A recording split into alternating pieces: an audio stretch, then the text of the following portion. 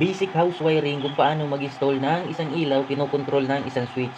Ang supply natin ay line to neutral connection. Ang ibig sabihin ng line to neutral connection, ang isang linya ay 0 volts at ang isa naman na linya ay 220 volts. Galing circuit breaker, ang neutral niya ay itong kulay puti. At ang live wire niya naman ay itong kulay itim. Galing circuit breaker, ang neutral niya ay dito natin ikukunik sa isang line ng receptacle. Dito yan nakakonek sa gilid ng receptacle.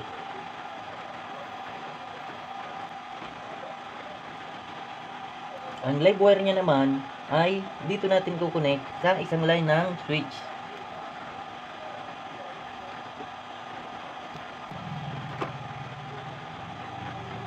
At ang return naman ng switch ay dito natin yan ikukonek sa isang line ng receptacle. Diyan yan nakakonek sa inner part ng receptacle.